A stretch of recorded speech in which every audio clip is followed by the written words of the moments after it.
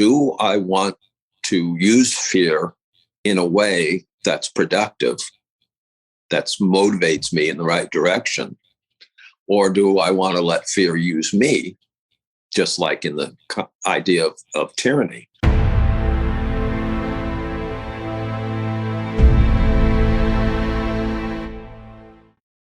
Welcome back to Mind Matters, everyone. I'm Harrison Cayley. Joining me are Elon Martin and Adam Daniels, as usual. Today we have back with us Allen Frances. We had Allen on last year to talk about his book, Secrets of the Fourth Way, which came out in, what year did that come out? 2016. So 5 years ago now.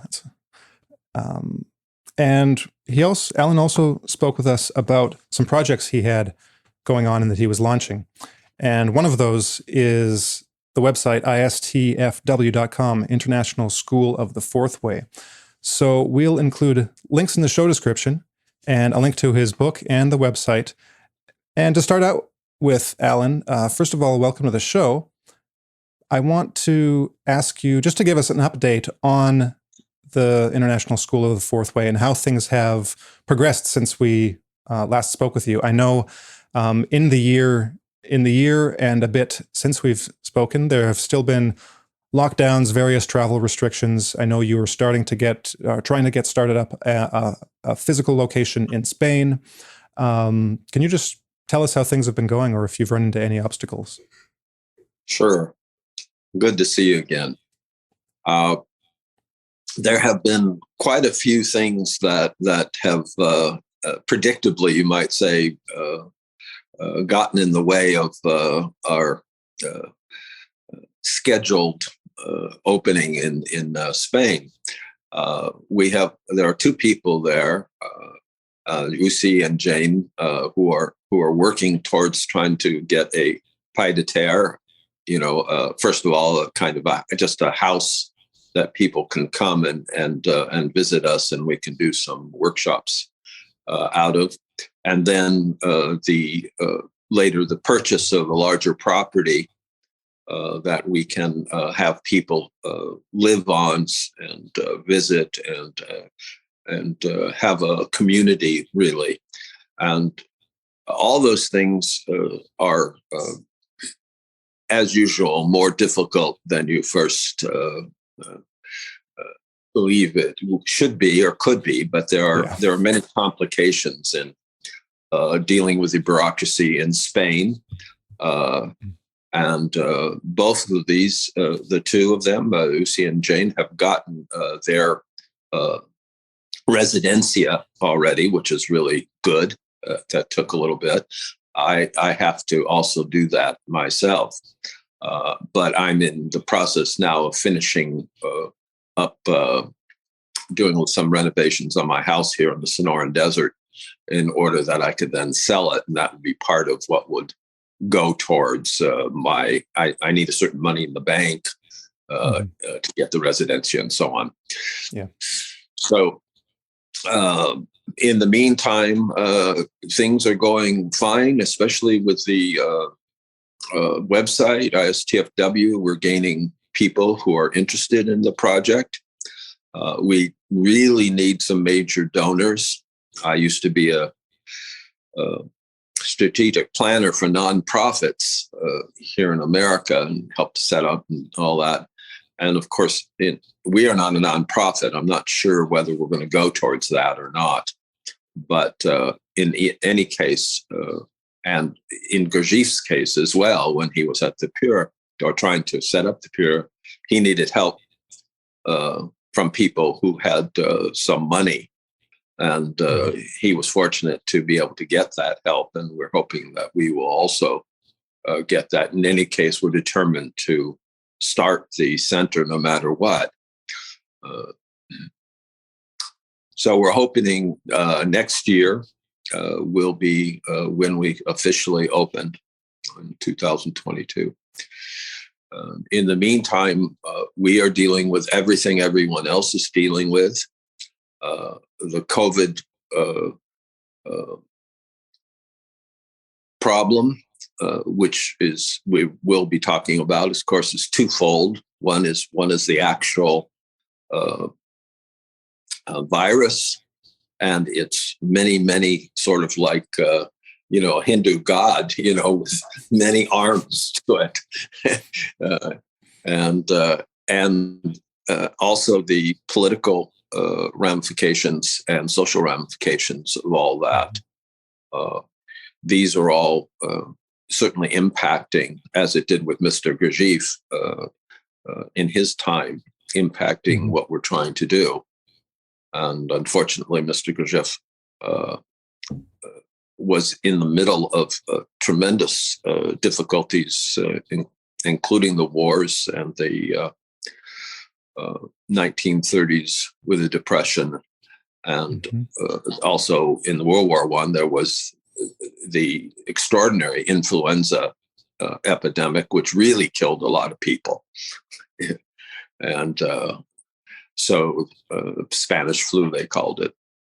So all those things that impacted him to more or less, I think, is also occurring now. And we are trying to look towards what are the best avenues of approach in the midst of what we call in the Gurdjieff work Sulianensis. And I certainly think this is not at its peak yet. Yeah. So that's sort of the current situation. Right. For our listeners who aren't familiar with Gurdjieff, because I know there are some still, I'll just recommend that our viewers and listeners check out our old episodes. We've got a couple on just Gurdjieff himself, and we've got another interview with Alan. So check those out. If you're not familiar, we're just going to be kind of launching you off the deep end into this sort of thing. So you mentioned a few interesting things there, Alan. First, I want to reiterate the history that you gave about Gurdjieff, because for those who have forgotten or who aren't sure of what was going on, he was operating in the Russian Empire in the 19-teens and was there for several years. And then we should all know what happened around 1917, the Russian Revolution. So through the period and the Civil War. So through the period of the revolution and the Civil War, Gurdjieff got his people and basically trekked them all the way down to the Caucasus, Georgia, Armenia, Turkey, that in those areas. And it was a constant, like, you read some of the accounts, like Thomas de Hartmann's Our Life with Mr. Gurdjieff, you read some of the accounts, and it was pretty harrowing, the kind of stuff that they went through. You've heard stories like this before of you meet a gang on the street and you're not sure if they were whites or reds. And if you were on the wrong side, then you might not live. So it was a constant test of one's survival skills, for one, and just a horrific time to live through, just, tons of death and destruction. And of course that was just one of the experiences. You mentioned the Great Depression in the 30s, 1930, and then World War II. Gurdjieff was in Paris. He eventually made his way to France and Paris and settled there. And so then in the mid 40s, you have the occupation by Nazi Germany. So again, he's dealing with totalitarians, and there's again some great stories of some humorous stories, which are a nice contrast to the grimness. But there are some funny stories of Gurdjieff dealing with the Nazi occupiers. And on one of our shows, I can't remember if it was the one we did with you, Alan. Corey had mentioned the story of Gurdjieff hiding money hiding different currencies in his mattress and making a joke about it when he got caught. Right, so. So Gurdjieff lived through all these things, and I think reading his story and reading the stories of the people around him of what they went through and how they dealt with it, I think that it not only provides perspective for the current day, and but also an example of what you can do, how you can approach a situation like that. Because Gurdjieff was resourceful, and he survived. He got through all of this successfully, and that came down to just his personal qualities, but also his way of dealing with people and his awareness of the situation. So I guess with that said, how do you see the personal work, I guess you could call it, work in self-development, work on the self? How do you see that whole phenomenon, and which you deal with, other Gurdjieff groups deal with, self-development, self-knowledge? How do you see that relating specifically to a situation like this that might require us to get into what the situation itself is? But just whatever you want to say, I want to hear it.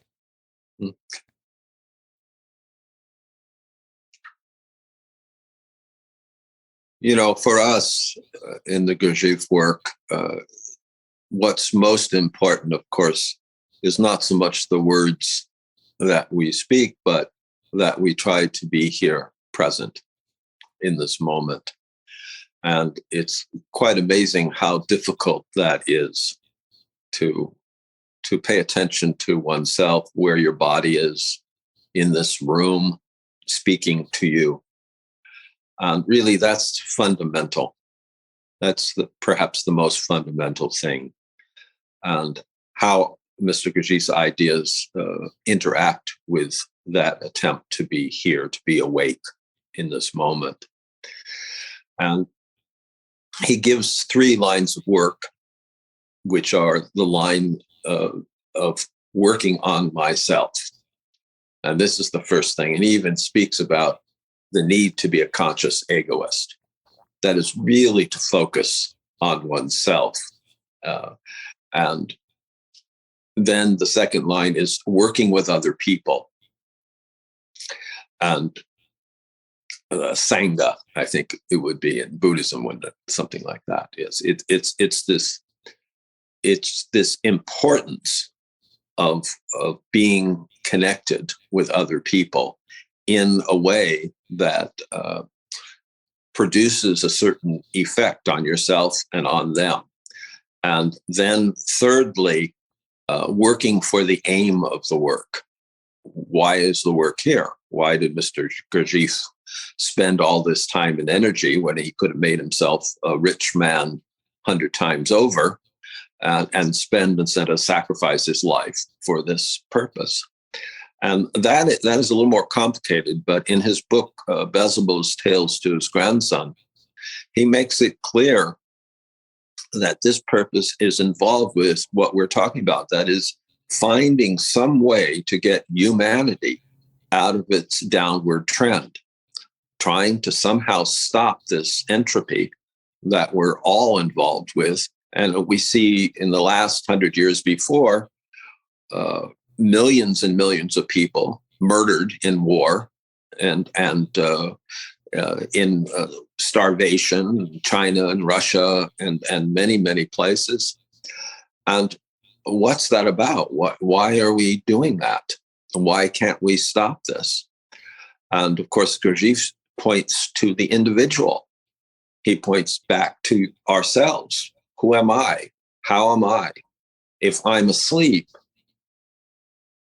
if I'm an automaton, basically, of course, I can be led around at any moment. And people gave a tremendously powerful demonstration of that under Adolf Hitler, or under Mussolini, or under Stalin, and many others all over the world. It's not in one place.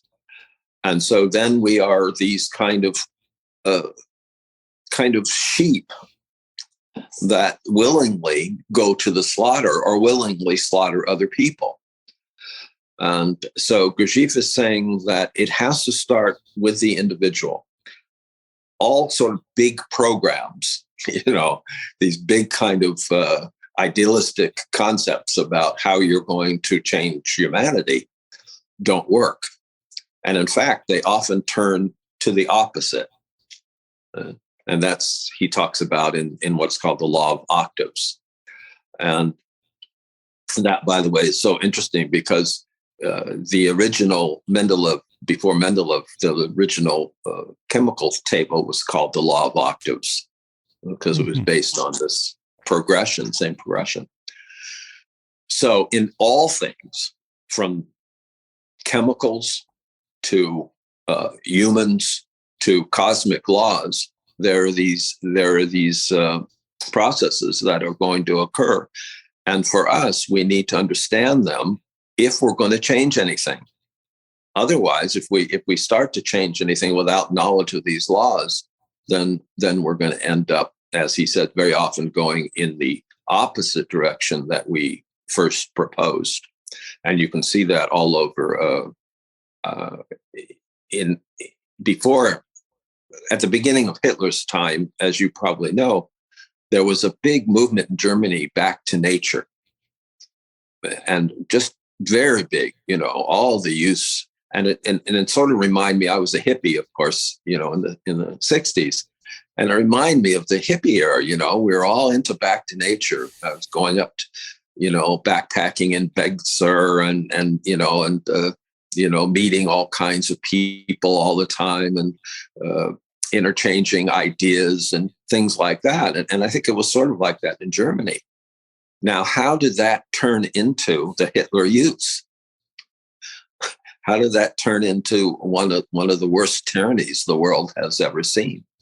That's a question we need to have when we go about trying to change things on a large scale and not beginning with ourselves. Mm-hmm. So, Alan, one of the things that I've noticed for myself in doing any kind of self-examination, for instance, is my reactions to world events and developments, and noticing the fear that I might experience in my solar plexus or my chest getting tight. And there are efforts made to be productive, to just be constructive and not to allow things to become blockages, not to allow any kind of hopelessness or any fears to take hold in such a way that I would be incapacitated, or even if I am experiencing these things, that I'm aware of myself in the moment to say, this is what I'm experiencing. However, I'm still going to try and make some efforts to do these tasks that I have set forth for myself. And so all by way of saying that there is a certain level of fear that's I think, like anxiety getting induced in many people right now. And something you've written is that there is it can go both ways. It can be used constructively, or it can be like a door shut. And I just wonder if you can speak a little bit to experiencing fear and or anxiety, and what a good approach, a constructive approach to these experiences may be. I think it's one of the most important questions. Certainly for me, I don't know if everybody would agree, that I have really done some personal research on for many years, since childhood, really. And one of the things I found, perhaps the most important thing, is that fear was not designed to shut one down. That couldn't be the purpose of fear. Like we have a purpose in many, many things in our lives, in our functions. There's some purpose to it. What's the purpose of fear? It's totally counterintuitive that it's the purpose was to shut down the system in face of danger. That doesn't make any sense whatever.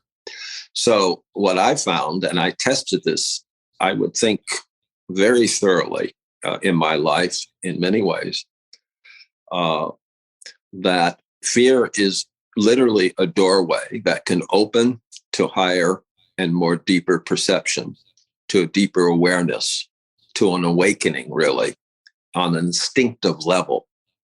So there's fear in each of our different centers and each of our different parts of ourselves, and one of them is instinct. And instinctive fear was clearly designed to make you more able to deal with danger, to be able to live better and live longer. So how to get to this? How to get to this other perception when we have fear? Because when we have fear, all our associations tend to flow in the opposite direction, in the direction of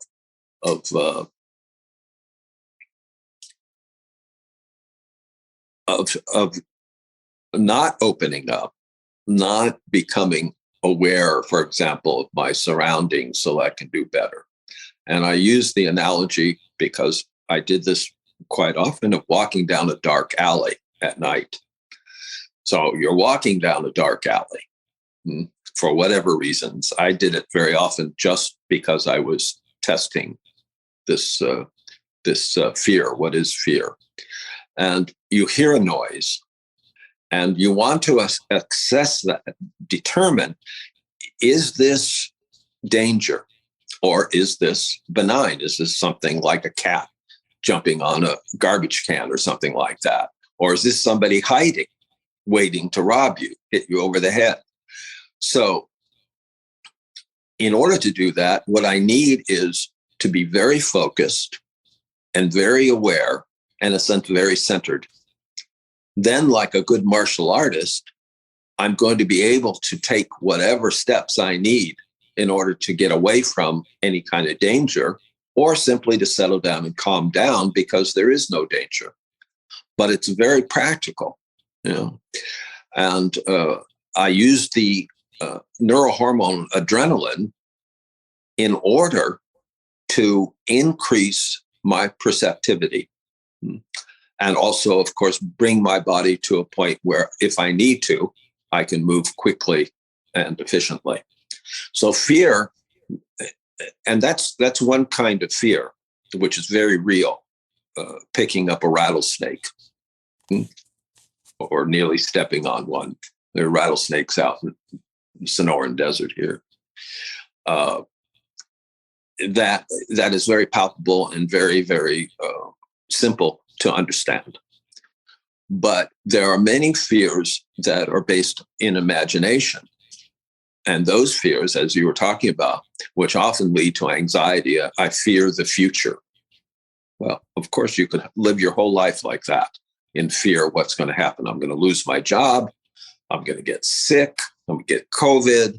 I'm going to lose my house. It's going to burn down, on and on. And we could live simply in that field of associations, of negative associations. And people do. Many people today do. And that, of course, just drains you of energy. It takes your life.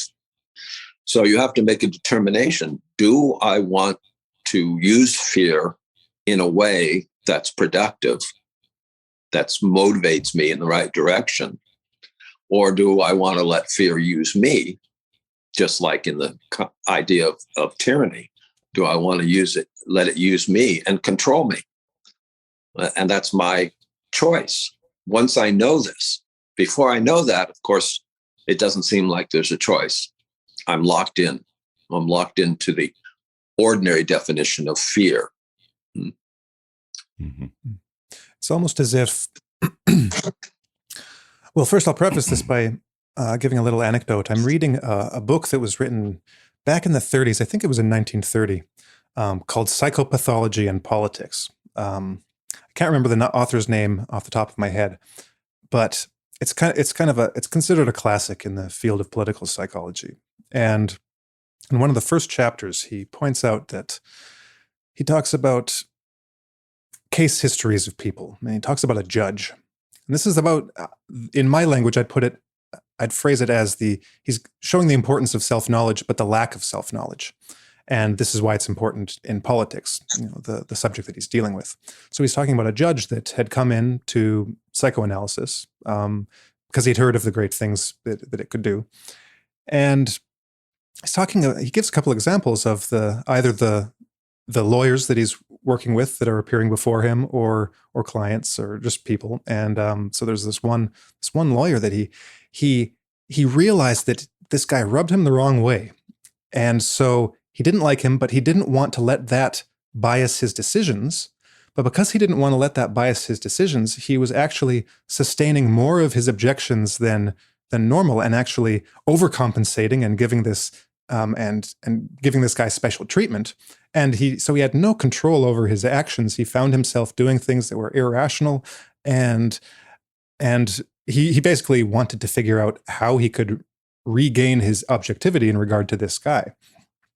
And so, of course, the author gives this as an example of, well, once he eventually figured out that this guy, the way that he was behaving and the way that he said a single word reminded him of this professor that he'd had when he was in law school, who had spoken a certain way with a certain ironic tone of voice when he'd say the concept of freedom or something. And this guy was trying to gain the professor's attention and get him to like him, but the professor never reciprocated that or never responded to that. He always treated him with a distance. So he had some built up resentment towards this law professor, and this guy reminded him of this professor, and he didn't know it. And so he was treating him in strange ways and having these irrational reactions to this guy. And once he realized, once he realized this was going on, then he was able to just completely dissociate that from his everyday dealings. And this reminds me of several times where Gurdjieff talks about, he gives similar examples. I think it's in Beelzebub's Tales where he gives the example of the guy looking in the mirror and getting ready for work in the morning, and then everything happens wrong, and he gets all grumpy, and he snaps at his servant or his wife. And basically, here's this professional, important person who has zero control over his own emotions and is buffeted one way or the other by them. And so I think this is what the fear is an example of this, of just being pushed around by these basic emotions that you don't even understand are doing this. So the way I see the situation with fear is that there's a stimulus, there's a fearful stimulus. And as you said, it could be benign or it could be actually dangerous, or it might be a bit of both depending on the situation. But for a person without self-knowledge who's just going with the flow like this judge, at least the judge could realize something was going on. He just didn't know what it was. But a lot of people it's as if when that impulse comes, that impulse of fear, of uncertainty, of danger, we have this innate trust in our body's response, right?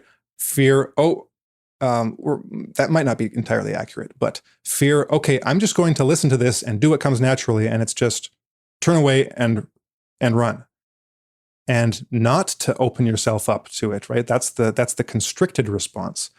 And instead of stopping, opening your eyes and kind of, or you might even flinch first until you can get a handle on what the situation is, take in the information. But really, this comes down to what you were saying earlier, that the main problem, or the main focus, that first focus, is actually on the self. It's not on other people. It's not on changing other people or getting other people to come around to your way, to your way of doing things. It's, well, I really have to start with myself. And I think that first realization is, I don't know myself very well. And I am influenced to a large degree by things that I don't understand. And that causes me to do things that I might look back and say are irrational. Well, do you have any comments on that, or any expansion on those ideas? Well, I think this is the idea that we don't know ourselves is also a fundamental idea in the Gurdjieff work. And of course, in Greek philosophy with Socrates and so on.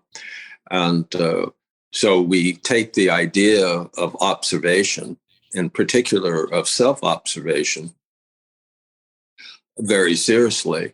And this judge, of course, was, first of all, observing what was happening outside himself. That is, he was giving,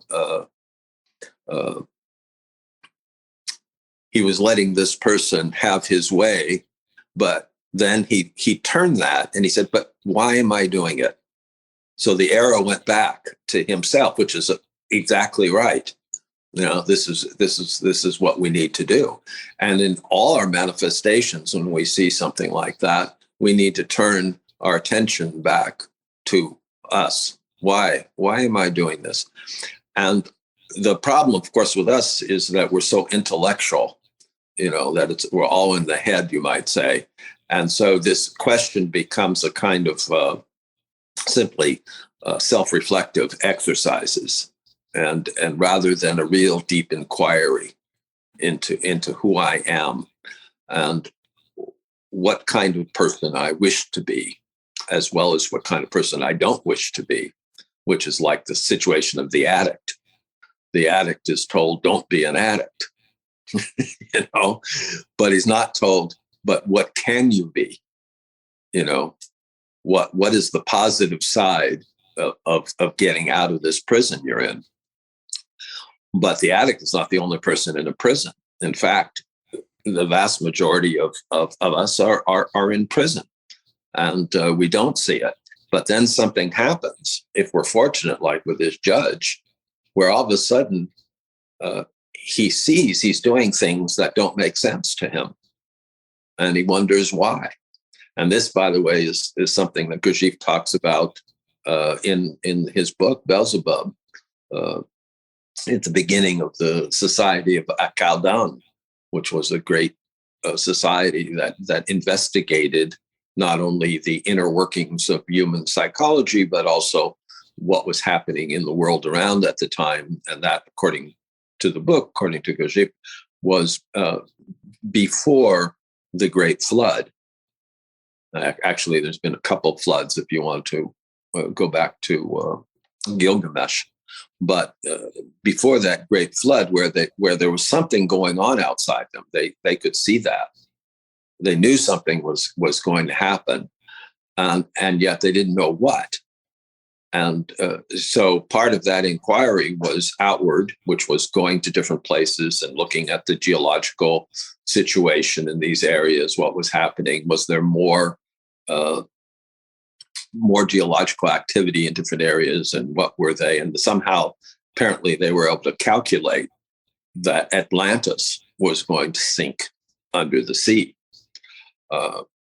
Whether you believe this is a myth or legend or actual historic fact is not so important as the idea that he's trying to get across, which is what you exemplified with the judge.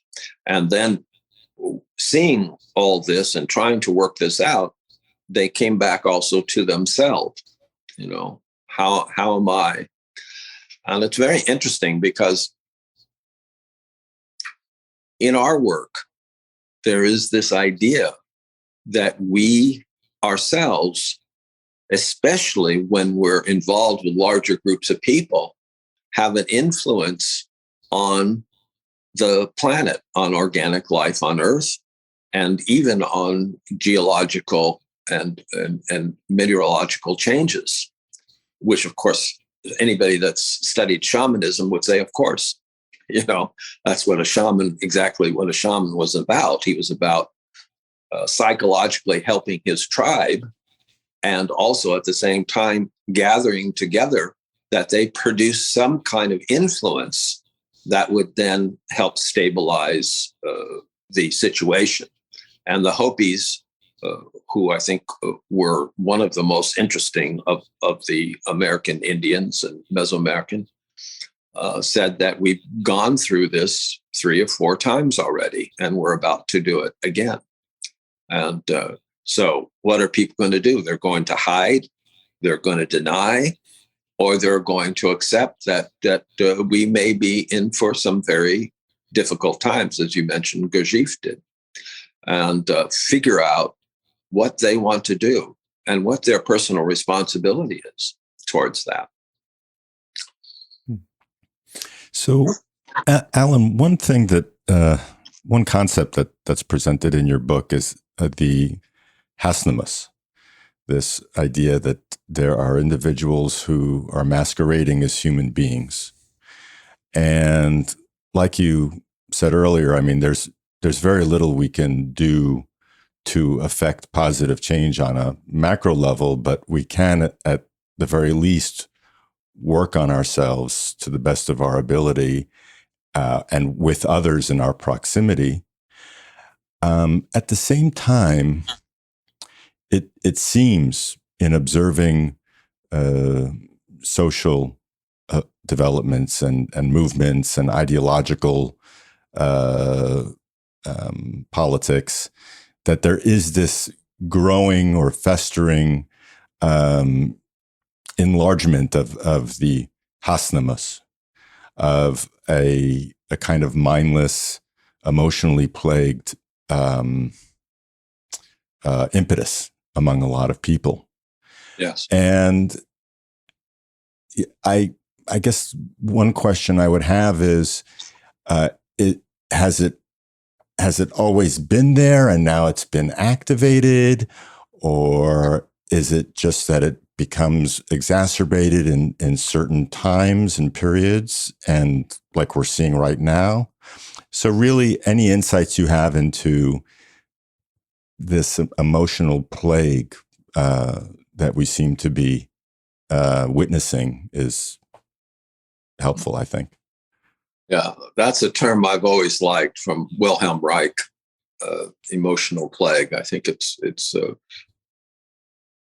quite right that it is a plague, but on an emotional level rather than on a physiological level, and that would run through what Gurdjieff would call prana or Hambladzwan, a certain kind of energy that passes from one person to another. So not just, through breathing and things like that do we pass things, but we pass things through our emanations. And it brings to mind one of the stories of Mr. Gurdjieff, which is that back around 600 BC, 500 BC, at the time of Zoroaster in Persia, and it seems that he speaks about Ashiata Shimash, which is a person in his book, and that person is probably Zoroaster. And Zoroaster came about at the same time as this tremendously fascinating moment in Babylon when the king decided that he wanted to bring all these wise people together. And this is apparently very historic. And so he took the Jewish prophets like Isaiah and others into Babylon, but also Pythagoras was there and many, many, many other people. And so at that time, Zoroaster began working with people in Persia.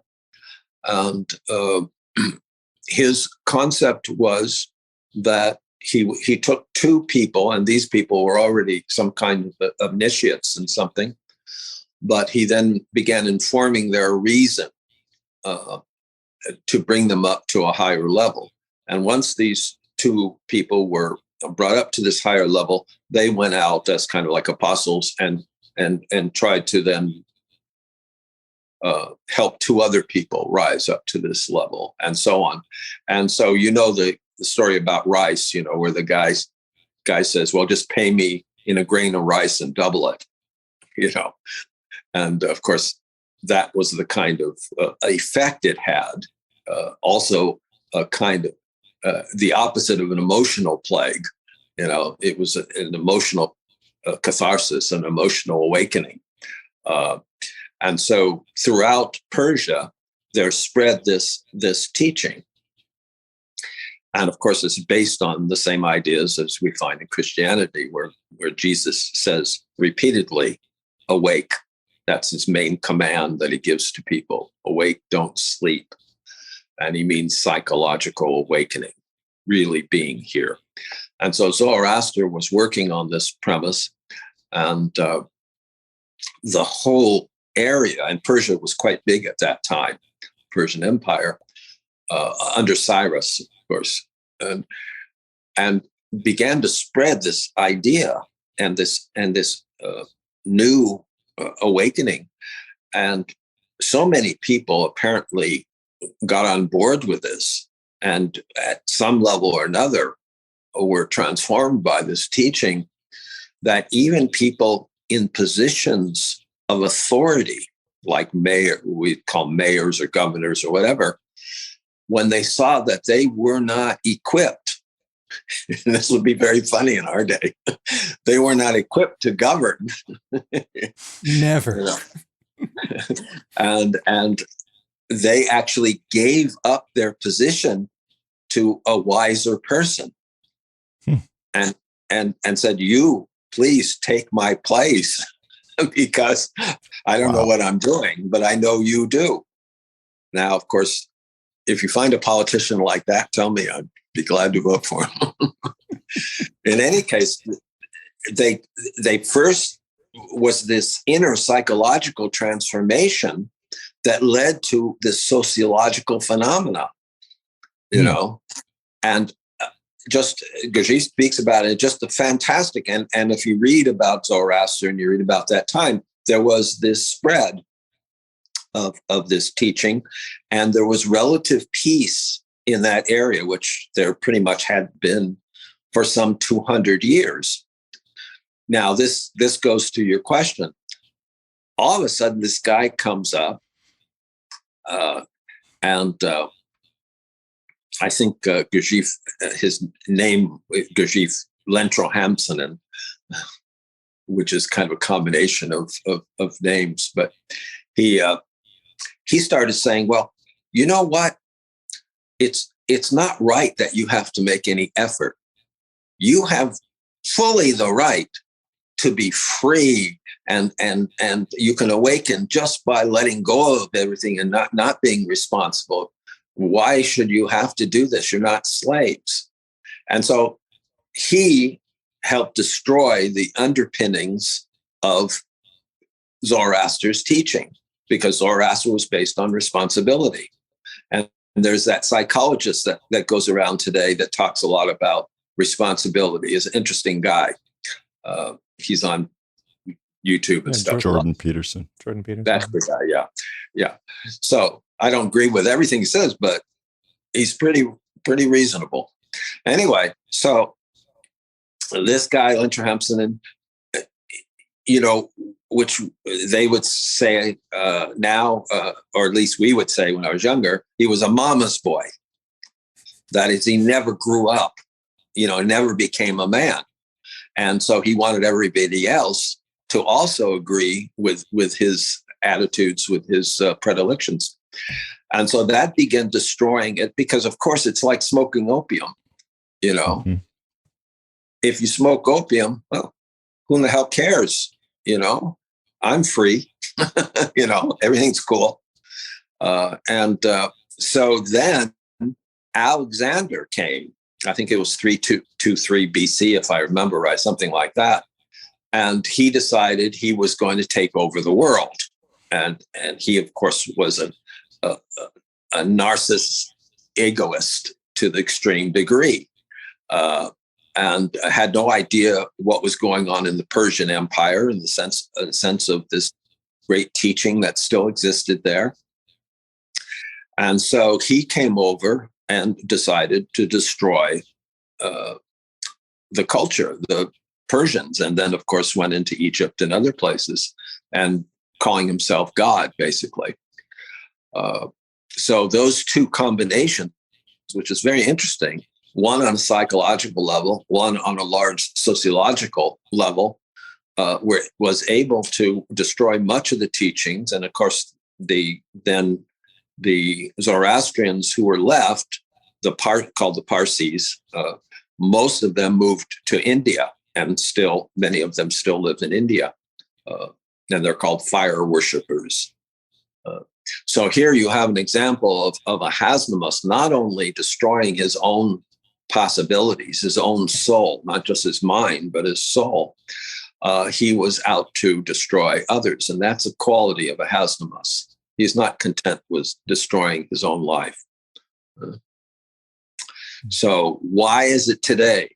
Well, it seems as if, and if you have evidence to the contrary, please tell me, it seems as if humanity psychologically is deteriorating and has been deteriorating for quite a while. And technologically, wow, amazing things. But as I said in that technological conference we had in Moscow, what does it matter if you develop technology that is not in support of real human development? Mm-hmm. If you don't understand the aim of humanity, why I'm here, why humanity is here, what its purpose is, what its function. Everything on earth has a function. What is humanity's function? Just to have a good time? What is it? And if one doesn't understand that, then how can technology be guided towards supporting that real function? So yes, technology, amazing stuff. I'll use it. We're going to use biofeedback, for example, in Spain, because my friend's a great biofeedback scientist. And I think it's quite interesting, and it will help. But how to know what will help and what is going to be a curse? So yeah, also, I'll interrupt real quick. It's just so funny, Alan, because one question I had in my mind before we started the interview is, I wonder what Alan thinks of biofeedback, if that's in line with Gurdjieff's work at all. Anyway, sorry to interrupt. I just thought it was funny that you answered the question without a direct. Yeah, we've done some biofeedback. That's great stuff. But yeah, really, really cool. Now what was I going to say? Well, I wanted to go in a certain direction. What was we're talking about? I forgot what I was going to say next, but that's okay, because I wanted to get to something based on what you were just saying. So we were talking about Hasmonemus individuals, and you mentioned that the destruction, they're not content with self-destruction. They need more than that, so they destroy others. And you mentioned the deterioration of humanity and our being, our essence, just who we are, our psychology. And so this brings me to a concept you mentioned earlier, Solionensius. I've got I'm going to read an excerpt, just a short excerpt from Beelzebub's Tales, just courtesy of the Gaiden Index that very handily puts all the references together. So just to start the conversation, I'll read two short sentences. Short. They've been ellipsed, so they're shorter than they are in the book, but they might get across the concept. So Beelzebub says, I will explain the cosmic law Solionensius. All the three-brained beings, on whatever planet they may arise, and whatever exterior coating they may receive, always await the manifestations of the action of this law with impatience and with joy, because, thanks to it, the need for evolving in the sense of the acquiring of objective reason by them increases in them by itself. The causes which bring forth this action flow from the periodic tension of the sun.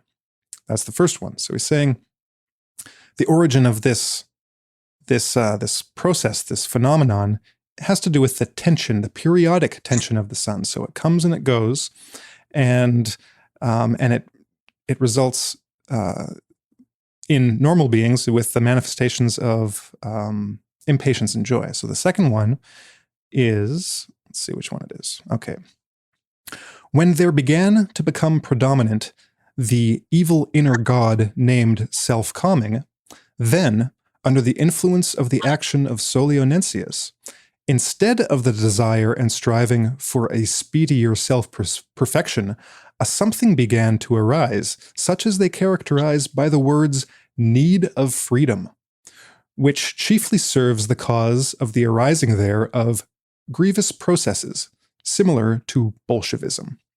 So I thought those two quotations were very interesting. Of course, well, we might be able to get into some of that first one, but in the second one, I'll highlight a few things. So, under the influence of this cosmic law, with its root in the periodic tension of the sun, according to this Beelzebub mythology or science that Gurdjieff's presenting in this giant, strange book, so instead of the desire and striving for a speedier self-perfection, so there's a contrast between the potential in a time like this of a speedier self-perfection, so an advanced and accelerated process of self-development and self-perfection. That's one option. But instead of that, we seem to, or something seems to arise in us, in humanity. And he says, such as they characterize by the words need of freedom, which chiefly serves the cause of arising of grievous processes similar to Bolshevism. So if you look at, as we mentioned earlier, the situation in Russia before the revolution.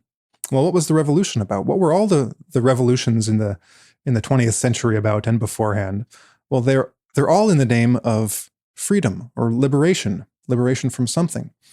And you mentioned earlier, Alan, these grand ideas about changing the world.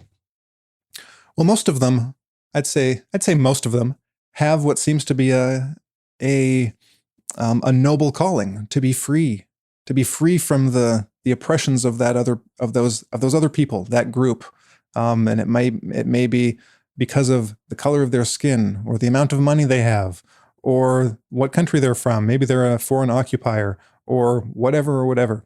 Any possible class division you can imagine, you can have a revolution about it because one group's going to be in charge and exploiting the masses in one way or another. So this call for freedom, this call for liberation, then results in mass slaughter, mutual destruction, and a kind of madness. But again, that is contrasted to the possibility of a time for speedier self-perfection. So I wanted to hear your thoughts on the opportunities that arise in a time like this for self-perfection. You mentioned something earlier that I think is relevant in what you were saying about fear. When you have a fearful situation, there's at least two big opportunities, two big possibilities you have in that situation. You can take the one where you shut off, cower in fear, and just let your kind of lower instincts take over, or you can take the path that you were advocating, which is to open, to be receptive to a greater understanding of reality. So I wonder if you agree with that take on it, and if you have anything else to say about this as being an opportunity for speedier self-perfection. Yes, I agree very much with you, and those were very apropos quotes because, of course, they relate back to what I was saying about Zoroaster and what happened with him, because the guy who helped destroy that, the first one, was involved with this idea of freedom and self-calming, just those things, and they are so seductive for people, like an opiate, that it's very, very difficult if you present that to somebody. It's a little bit like that movie, The Matrix. The guy says, well, I know it's not real, but it tastes real, and I'd rather have this than life. I'd rather have really an artificial life rather than a real one, because a real one means that I have to consciously endure difficulties.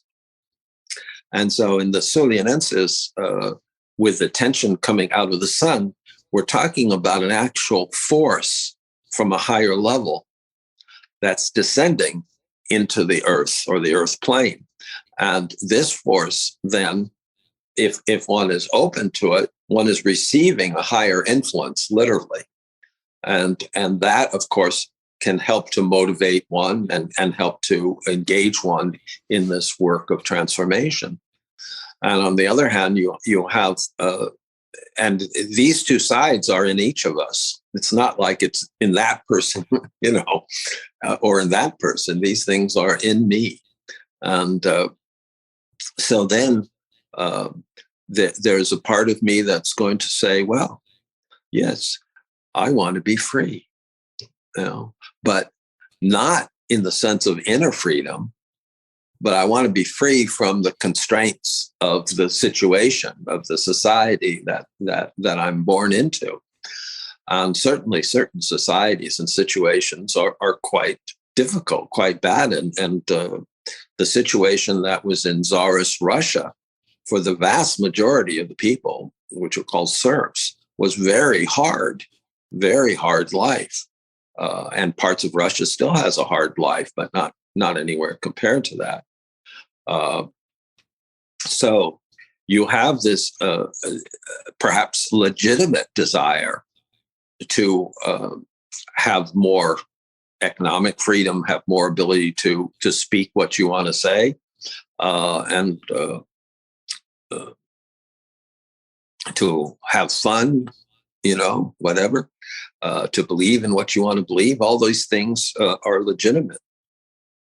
But then something happens with that legitimate interest, that legitimate wish. Then I begin to say, well, those guys over there are the bad guys. And all we have to do is get rid of them and we're going to be free. And of course, that never happens. As soon as you get rid of them, somebody else replaces them, usually using the same words that the masses do, saying, yeah, we're going to make you free. We're going to share everything and so on and so forth, which is happening today. And of course, all you get is another totalitarian group. And in a way, the sickness that is underlying that, the fear, the hysteria, the lack of rational thought, the sickness underlying it just gets worse every time. And I think that's part of why you're asking, is it just a cycle or is it worse now? I think it's worse now. And Gurdjieff puts it this way. Before, people were asleep. And therefore, you hear the great teachers like Buddha or Jesus saying, wake up, you're asleep. You're supposed to be here. That's what it means to be human, but you're sleeping. And he even told his disciples, right, when he was about to be crucified, he goes to his disciples and says, you were sleeping? I think it even surprised Jesus that they could do that. And these were disciples. These were not just ordinary people. These were his direct disciples. So imagine us, we sleep a lot. In any case, he says, wake up. And of course, Peter really only wakes up when the cock crows 3 times, which, by the way, is the symbol of awakening, the rooster crowing. And so Gurdjieff says that, yes, that's the way it was. But now we're not only asleep, we're in a trance. We're basically in a hypnotic trance. And so people are more asleep, more automatons than they were in history, which is difficult to believe. But if you look around and see what's happening, I think by observation and by reading history, you'll see that seems to be true, that we're in a worse time than we were a few hundred years ago, and certainly a few thousand years ago, that people are less rational, less emotionally stable, less connected with the instinct, the good part of instinct, what he calls the instinctive need for self-perfection. And so these things are gradually, it seems like, atrophying. And on the other hand, we have this tremendous explosion of inventions and technology that we have less and less control of, or idea of how to utilize, like the problem with uranium and radioactivity. So we're setting up all these mini radioactive sites because we want free energy. Well, it's not free energy. It's not green. It has nothing to do with that. You have a half-life of maybe 50,000 years. That means that all that where it put is going to be deadly for 50,000 or more years. Does that make any sense? And what if one of those barrels that they're hiding away in the ocean or underground, they begin to leak and they begin to enter the water system? How are you going to control that? You can't. So in many ways, we are in, I think, a worse situation. I think that's really why Gurdjieff came and tried so much to help people awaken, and to the point of really undergoing suffering that I hardly can imagine. That was his cross. And now we're at a state where his teachings have come to the second, third generation, and he said they will change. And teachings always change. Buddhist teachings changed in one generation, he said, began to. And of course, Christianity changed a great deal, and to the point where it was supposedly supporting the terrible Inquisition that was in Spain, starting much of it in Spain long ago. And now we have what can we do? What's our arc? What's our arc? That's the question. And for the Gurdjieff work, it's trying to go deeper into his teachings and help others who want to awaken. So bringing that to the question of self-development and using the ideas that Gurdjieff presented and the ideas that you've come to describe in your own work, Alan, there was one phrase I really liked a lot, which was coming to a workable set of tensions, which suggested that we wanted to be just relaxed enough to not feel terribly uncomfortable physically, but just tense enough to remain awake to ourselves, awake to others, awake to our environments. And so, because insofar as I do any work on myself at all, sometimes there is the question of what am I doing right now? What is the best? How am I using my energy? What is the best use of my time and energy and focus? Am I being sleepy? Am I acting mechanically? Or is my actions or thoughts more or less in the direction of conscious, in the way that Gurdjieff would present consciousness? So I guess what I want to ask you, Alan, is from the moment to moment when we're observing ourselves, what would you say is a good approach to finding the workable set of tensions that we're bouncing in between of sometimes?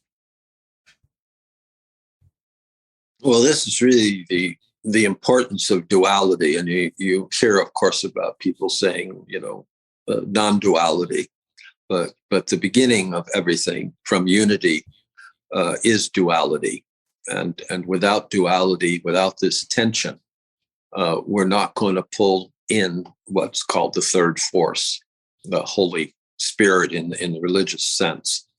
And one could say for us, it would be the conscious force, that there's literally a conscious force that can descend into us, and that could then be incorporated in us in the sense of developing a higher body. And that it requires a tension of forces. Without that duality, without the polarity that we need, affirming, denying, active, passive, then this reconciling force can't come into us. So we need to produce exactly this kind. What is the tension that I need now? For example, in the simplest way, what's the tension I need to sit up straight? I often don't think about that, but to sit up straight and to be in line with the axis of attention and the axis of the spine, it needs something. Yes. And if you do Tai Chi, of course, you recognize that you're trying to reduce unnecessary tensions. So I'm going through a movement of some sort, and at the same time, I'm checking my body to see what's unnecessary. How much tension do I need to raise my hand like this or to put my hand like that? And how much is unnecessary? You can feel in your forearm, for example, that you're tensing too much. And certainly when I began Tai Chi, and when everybody begins Tai Chi, the teacher goes around and says, "Sung," relax, and we don't even know how to relax. That's the sort of funny thing. How do you relax? Because there's no relation between the mind and the body. Yeah, that relation is gone. And so you have to find it. You have to re-educate yourself. I can relax. Oh, wow, I can relax more and still keep the form I need. So the required tension in each thing is something that we have to work on. We have to try to observe. If I'm speaking to you, am I too tense in my speech? Am I like this? Or am I able to let something from within flow out? Not just persona, not just mask, but something inside. Just allow it. And we do that, for example, in what's called form and color in the work, where you work with different kinds of art, and you try to allow yourself in painting or in writing or whatever you're doing, you try to allow yourself to come from the inside and not inhibit it, not stop it, but have something real connect with the outside world. And that does require a certain tension, a certain attention as well. And that attention that we're talking about now is the two arrows, where we try to be aware of who I am here and also what's going on outside me simultaneously. That's a kind of tension. But if I have worry about it, if I have anxiety about it, then I produce subjective tensions that I really don't need at all, but that I have unfortunately learned, from being in society and being with people. I've learned these unnecessary tensions. And so it takes a while. I can say that even now, after 50 years, I can find myself having some unnecessary tensions. And so this is a very interesting discovery process, self-discovery. And then gradually, if I'm able, I learn how to move both physically and emotionally and psychologically and thought with minimum amount of use of energy. with only the energy that's necessary. And therefore, I store the other energy to create something inside myself.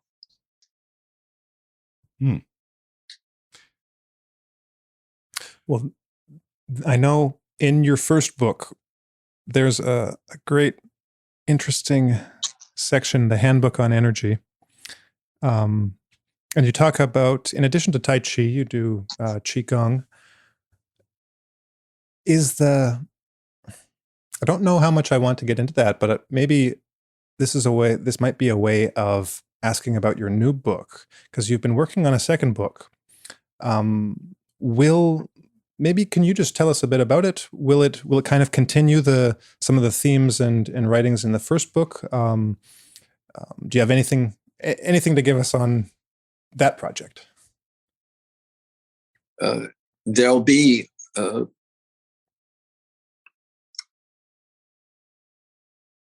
I wanted in the first book with the Handbook of Energy to sort of lay out the map of transformation of energies, and in a kind of traditional way, but without all the traditional nomenclature. So trying to simplify it as much as possible. It's still not simple. Yeah, but that was my attempt, and to what I found, of course, was that in the many early years of my study, myself and my friends who were studying together, we had a kind of little group of people who I would say were sort of seekers of truth in our own small way, and we found that the Taoist alchemical teachings very precisely were reflected in Gurdjieff's food diagram and table of hydrogens and things, that there was a really close correlation between these two. Almost, for us, it was quite a surprise to see how well they correlated. And so I kept them separate for years and years and years, because I thought, I just don't feel in my being that I'm ready to see these as how they could be brought together. But after many, many years, I thought, yes, I'm quite sure of this now. And so this transformation of energy in this sense of a kind of alchemical process is very, very important, I think, to know. And at the same time, there are other psychological processes that Gurdjieff talks about, including the idea of developing presence and an atmosphere around the body, that also can help or can make this higher body. And of course, that's much simpler. But am I missing anything by this psychological process, this rather simplified psychological process? And you see Michel de Salzman, Gurdjieff's son, speaks about gold particles, that within the whole materiality that I'm made up of, there's a small amount of gold. And of course, this is gold in the sense of a kind of energy, silver being connected with the astral body, gold with the solar or mental body. And he says, I can collect this energy. I can recognize it and begin to collect it. And when I get enough of it, then it can crystallize out this higher body or higher bodies. So here's another approach to the same question. Very, very simple approach compared to what I've written in the book. Is it sufficient? Of course, that's been one of my questions for a long time. Is it sufficient? If it was sufficient, why have the food diagram in the book? Why have to talk about the higher energies, what we call C12, Sol 12, Me 12, that need to be collected, the three treasures, you might even call them in the Taoist, in this lower abdomen, in the lower abdomen where the Dantian is, the the number of correspondences is quite great between the two. So I'll be writing about that, about some of these other approaches to the creation of a higher body. I'm going to be dealing with these problem of Sulinensius, which we've been talking about, of how to deal with what would a sly man approach to Sulinensius is, recognizing that even as a sly man, one is not normal. One is not, as you were talking about, normal beings would just naturally receive, like you receive sunlight. You know, if you're cold, you've been in a sleeping bag, for example, in the morning, and it's wet and cold, and the sun comes up, you just receive it. It doesn't take anything special. A normal person receives this warmth, this light, this heat, just like all the animals, the birds, they're all starting to sing, everything's waking up. It's just natural. But something happened to us as human beings a long, long ago. And we began to forget this direct relationship with nature and with higher influences. And so we have to find our way back. And so the sly man is finding his way back through all the psychological problems and so on that we have. And so I want to talk about that as well in the book. And maybe a little bit about other things like the Toast of the Idiots and things that have been, I think, too long neglected in the traditional work, but I think are very, very important. So that's part of what will be in there. And right now, as I say, we're at the point of gathering just notes together, Usi and me, and we're going to start working on editing it. Great. I just wanted to mention, just as an aside, how interesting the insect world is, because when you talk about tyranny, if you look at ants, termites, bees, all the worker bees, all the worker ants, all the worker termites, and so on and so forth, all the social insect world is underneath a matriarch. It's kind of fascinating. The queen bee, the queen termite, etc. And they all serve her. And of course, she serves the function of procreation and everything. But it's rather interesting, this kind of lunar world, what Gurdjieff would call the world 96, under more and more laws. And the movement out of the insect world into a world which is more balanced, the animal world, in the sense then you have these a real dynamic between male and female. For example, the matriarch elephant, who may lead the whole herd across hundreds of miles in order to find water or something else. And you also have the male elephant who's dominant in another way. So you have this balance of dominance between these two, which I think, of course, is a much better plan. And the Iroquois Indians, who we used their ideas to some extent for our Constitution, besides the Masons' ideas, and had a whole part. Looks like we lost your video, Alan. Oh, there we go. Yeah, just the battery's low. Oh, okay. Yeah, the battery got low, and so they had this kind of Congress similar to what we had, but one part of it which we were missing was a whole women's Congress.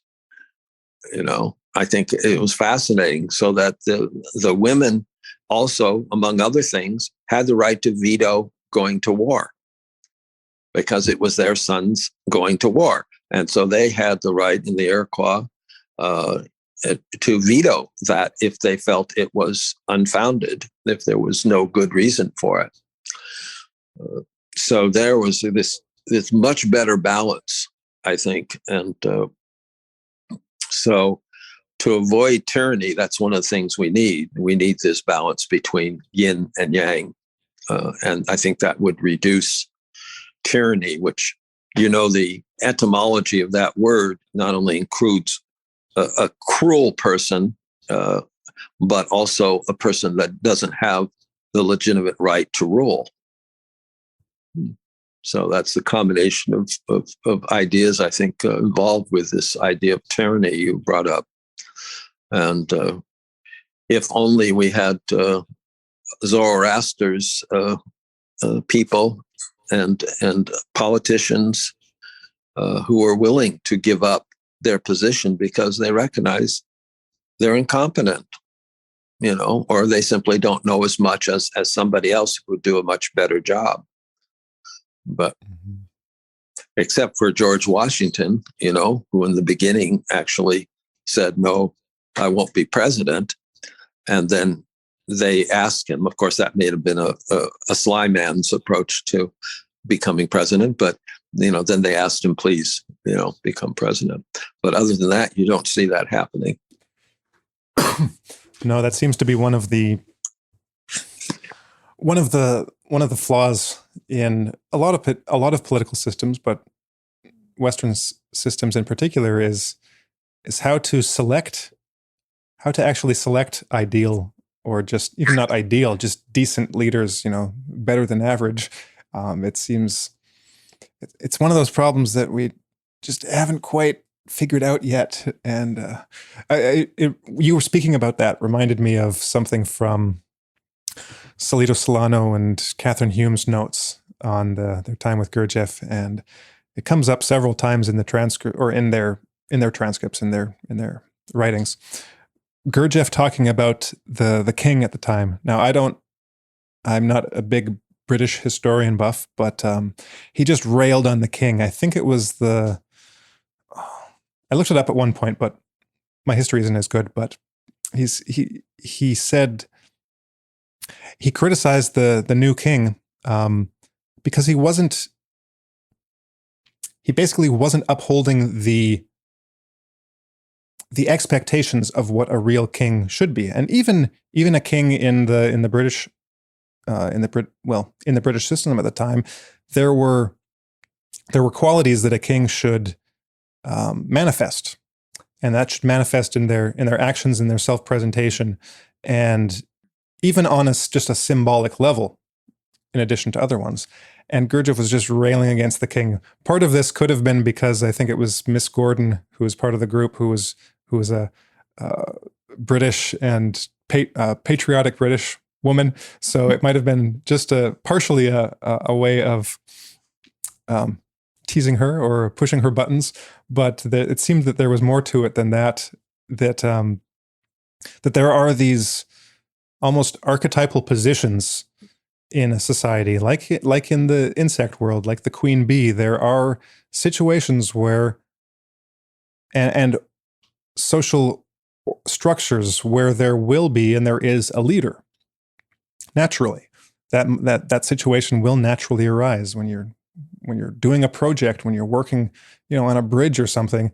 Someone will migrate to that leadership position, or they'll be placed there. But there are expectations. I shouldn't say expectations. There are qualities that should come with that position, and that should merit the person in that position to hold that position. And that seems to be one of the things that we've forgotten, or that we haven't seen the need to think about and to develop. And that leads to all sorts of problems. And that's a matter of being. Mm-hmm. Not just intellect. Intellect is one thing, but being is another. And without that, then they can't lead. There's no legitimate leader. And of course, then people are led into any kind of chaotic situation, rebellion, and so on. Mm-hmm. He said that that the Tsar Nicholas was a good man. Apparently, he met him, but he was a weak man, and so that's not good for a leader. And of course, I think one of the main reasons why the revolution actually occurred was because he's weak and unable then to show people. So tyranny is a good question. Yeah. I don't know if we want to end on a lighter note, but I would just say, Alan, that we've had some direct experience with the totalitarian societies of bees and ants this last summer. We decided, I'm pretty sure that they were communists. They were extremely aggressive, and there was no reasoning with them. There was no negotiations. It was really, and they were attacking, basically. So to see this imbalance in the insect world, even though bees and ants do provide some functions in different ways, the ones that we experienced directly here were, they were just completely unreasonable. Yeah. So that's the lighter note to this whole thing. European hornets. Yes. Oh, that's not a bee. Yeah, no. No, but Not exactly. I really think that the human psychological dysfunction is affecting the animal and insect world as well as many other things. I think that we are radiating things that disorient animals, whales, everything on Earth, really, I think. So, yes, that, you have to be very careful when you stir up a hornet's nest. That's for sure. Yes. Try not to do that. Yeah. Well, were there any other topics that we wanted to get to, or is that a good place to wrap it up? I think so. I just wonder if there's you want to. Well, maybe just you can have the last word, and if there's anything you wanted to share in particular, any thoughts on anything else we've discussed today, Alan, that would be appropriate to have the last word on, that would be wonderful. Well, I wanted to thank you guys for having me on. It was very, very good of you to bring me back after a year, and we are trying to do something which, from my point of view, is almost impossible. That is to reignite this Gurdjieff work towards the connection with the fourth way, and in time, perhaps even connect to somebody connected with the Sermon Brotherhood or other deep esoteric groups of people in the world. Not just, you might say, telepathically, but physically to do that. And we need people's help. If anybody is actually interested in the Gurdjieff work and the fourth way and in reviving it, please contact us at istfw.com and tell us what your interest is. Because really the world is in a very difficult situation. And I think Gurdjieff came to help to bring us through this situation. And whether it's like the Hopi Indians, where they say, well, when the world was, the poles were turning around and everything, the ant people came and put us in these little like bamboo things, and they were like the ark, and then a remnant at least survived and continued, and so I hope one way or the other we are able either to mitigate these coming problems that seem to be growing, or we're able to at least have a group of people who survive and build a better world. So thank you so much, and hope to see you again someday. Thank you. Thank you, Alan. Good luck with everything. Thank you.